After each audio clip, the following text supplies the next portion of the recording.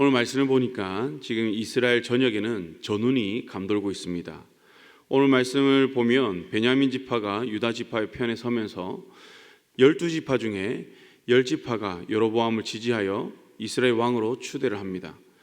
이는 로보암이 왕으로서의 그 정당성과 정통성을 상실하고 여로보암이 이스라엘의 정당 왕으로 느껴지게 합니다.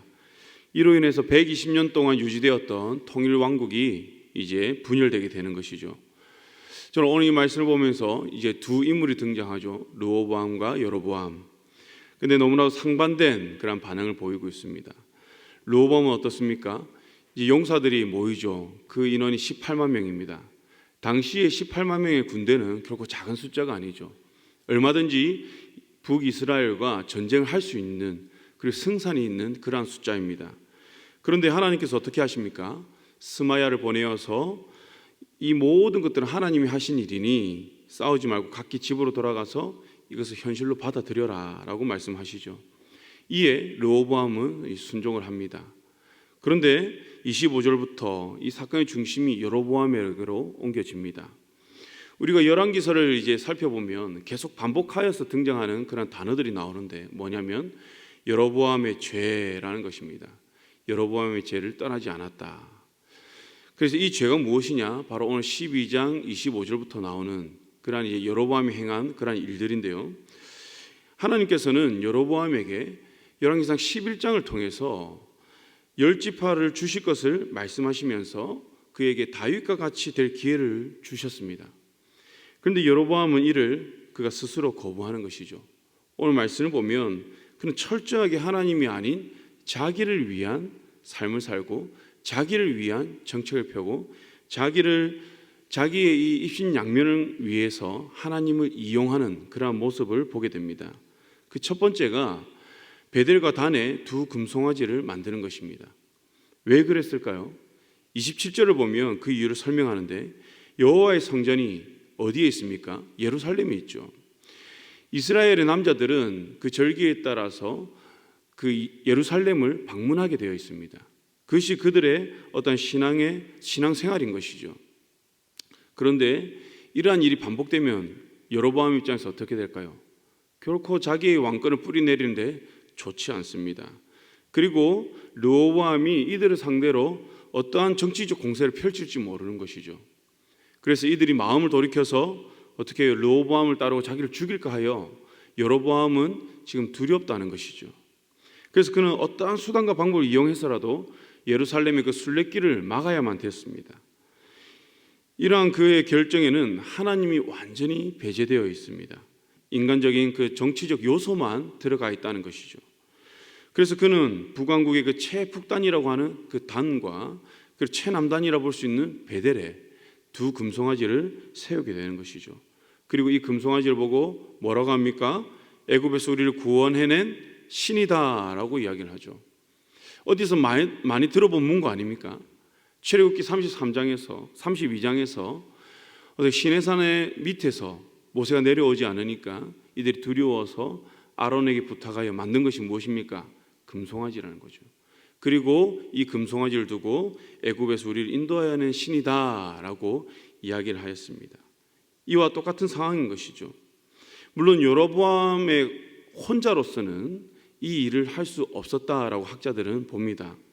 그는 뛰어난 정치가로서 북왕국의 그 종교를 주관하고 있는 그 종교 지도자들을 설득했다는 것이죠. 종교 지도자를 설득하여서 이 금송아지에 대한 그 당위성 그리고 정당성을 인정하게 하였습니다.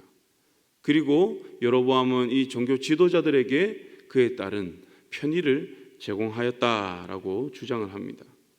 저는 이러한 주장이 일리가 있다고 봅니다. 여로보암이 왕으로 추대되면서 그에게 얼마나 막강한 세력이 있겠습니까? 그리고 이스라엘 백성들도 그들이 타락하였다고는 하지만 하나님에 대한 그 열망이 있습니다. 그리고 그들이 지금까지 행해오던 종교 간섭이 있다는 것이죠. 예루살렘에 가서 하나님을 섬기고 하나님께 제사를 드리고 예배를 드리는 그러한 뿌리 깊이 내려오는 그 종교 생활을 끊을 수가 없었습니다. 그리고 그 혼자서는 그 명분을 제시할 수도 없었던 것이죠.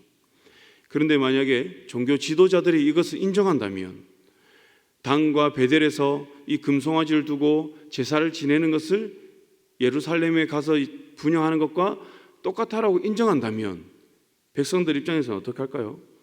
처음에는 혼란스럽긴 하지만 그들도 편하다는 것이죠. 그렇기 때문에 쉽게 받아들일 수 있다는 것입니다.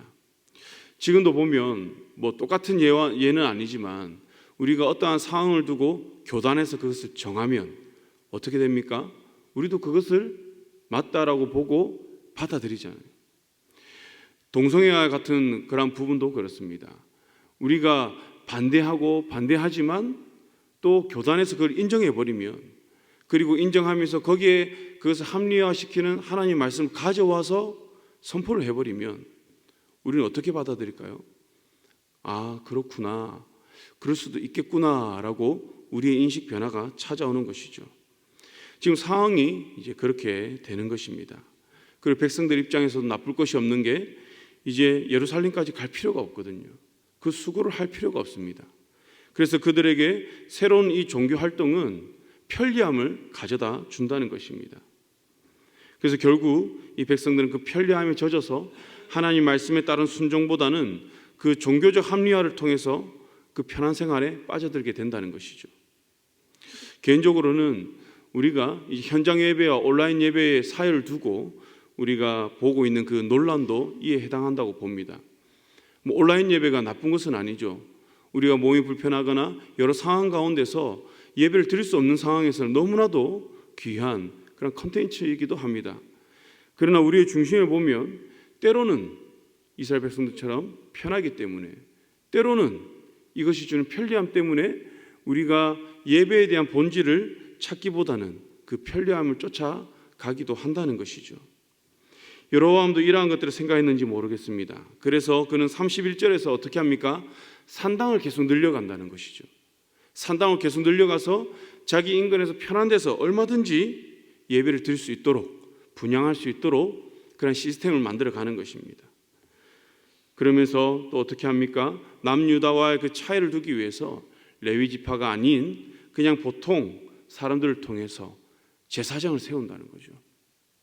제사장의 그 정통성 또한 파괴시킵니다. 그리고 절기도 7월에서 8월로 옮깁니다. 이 절기는 초막절입니다. 초막절은 이스라엘의 광야 생활을 기념하면서 또 동시에 이제 추수철이 끝났다는 것을 의미하는 그 절기인데요. 솔로몬은 이 초막절에 이제 성전 헌당식을 하면서 법궤를 성전으로 들여왔습니다. 그들에게 이 초막절은 단순히 추수가 끝난다라는 의미 이상의 그 의미를 가지고 있습니다. 그런데 여로보암은 어떻게 합니까? 이 절기를 한 달 미룹니다. 그 이유는 북이스라엘의 추수 시기가 남유다와는 다르다, 한 달 정도 늦기 때문이다라고 하는 그 정당한 이유를 대고 있다는 것이죠. 그러나 그것은 표면적인 의도이고 여로보암 마음에는 무엇이 있습니까? 유다와는 철저히 차별된 종교를 가지겠다라는 그 의도가 깔려 있다는 것이죠. 그리고 이를 통해서 자신의 그 왕권을 강화시키며 나의 입지를 더욱더 견고히 하고자 하는 그러한 마음들이 있었다는 겁니다. 이를 뒷받침해 주는 것이 무엇이냐면 33절에 하나님께서는 이러한 여로보암의 정책에 대해서 자기 마음대로 정한 달이라고 하면서 하나님과 전혀 상관없이 오직 자기만을 위한 정책이었다는 것을 하나님은 말씀하고 있습니다. 이에 따라 북이스라엘과 남유다는 정치적뿐만 아니라 종교적으로도 완전히 독립된 두 국가가 되어버렸습니다. 저는 오늘 이 말씀을 묵상하면서 정말 나의 신앙생활에 문제가 없는가라는 생각을 해보았습니다. 하나님께서는 분명하게 여로보암에게 말씀하셨습니다. 뭐라고 하시냐면 11장에서 내가 만일 내가 명령한 모든 일에 순종하고 내 길로 행하며 내 눈에 합당한 일을 하며 내 종 다윗이 행함같이 내 율례와 명령을 지키면 내가 너와 함께 있어 내가 다윗을 위하여 세운 것 같이 너를 위하여 견고한 집을 세우고 이스라엘을 내게 주리라. 그렇습니다. 우리의 신앙생활은 편리함이 아니라 하나님께서 오늘 말씀하신 것처럼 하나님 말씀에서 판단되고 분별되고 우리가 그 뜻에 따라 순종할 때 하나님께서 어떻게 하신다고 합니까? 다윗을 위하여 세운 것 같이 너를 위하여서 견고한 집을 세우겠다. 하나님은 말씀하시는 것입니다. 그러면서 여로보암은 세상에서 상황 판단이 빨라서 어떤 자기의 유익을 위해 전략을 잘 세우는 뛰어난 전략가였는지는 모르나 하나님 앞에서는 철저하게 죄를 범하는 그 죄인이라는 것이죠. 자기 유익을 위해서 하나님을 이용하는 정말 가짜 신앙의 그런 모습을 보여주고 있습니다. 이로 인해서 어떻게 됩니까? 온 이스라엘이 이제 하나님을 떠나 죄를 범하게 되는 것이죠. 우리는 시대 상황, 사회적 분위기에 따라 살아가는 사람이 아닙니다. 어떤 상황에서도 변하지 않는 그 하나님 말씀에 기초한 삶을 살아가는 그리스도인이라는 것이죠. 그렇게 우리의 신앙생활은 항상 코람되어 하나님 앞에서 세워져야 하고 하나님 앞에서 판단받아야 하는 것입니다. 이러한 삶이 하나님께서는 어떻게 하십니까? 함께 하시고 그 견고한 집을 세우겠다라고 약속하는 거죠. 이들이 죄를 범하여 나라가 분열되었다 할지라도 하나님께서 그 상황 가운데서 하나님 말씀에 순종하면 하나님께서는 그 다윗의 축복을 계속 이어가시겠다라고 약속을 하시는 겁니다. 그런데 이것을 받아들이지 않는 거죠. 하나님께서는 또 잠언 6장 23절과 24절에서 이렇게 말씀하시죠. 대저 명령은 등불이요 법은 빛이요 훈계의 책망은 곧 생명의 길이라. 이것이 너를 지켜 악한 여인에게 이방 여인의 혀로 호리는 말에 빠지지 않게 하리라 라고 말씀하셨습니다. 무슨 말입니까?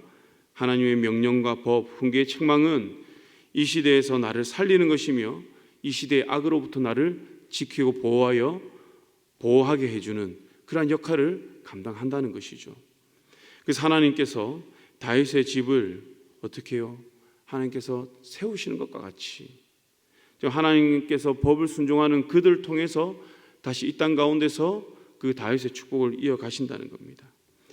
저와 우리 모든 성도님들은 이러한 축복을 온전히 누리기를 원합니다. 이를 위해서 우리가 어떻게 해야 됩니까? 오늘 말씀하는 것처럼 하나님의 법에 따라 우리가 순종하며 하나님의 법에 따라 우리가 내 삶을 점검하며 어떤 상황 가운데서도 날마다 코람되어의 삶, 하나님 앞에 살아가는 그 삶을 통하여 하나님의 그 축복을 온전히 누리기를 바랍니다. 이러한 사람에게 하나님께서는 어떻게 하시냐? 바로 하나님께서 여러분들의 집을 세우시고 여러분들의 터전을 하나님께서 지키고 보호하신다라고 약속을 하셨습니다. 이러한 은혜를 저와 여러분들이 온전히 누리기를 주님의 이름으로 축복합니다.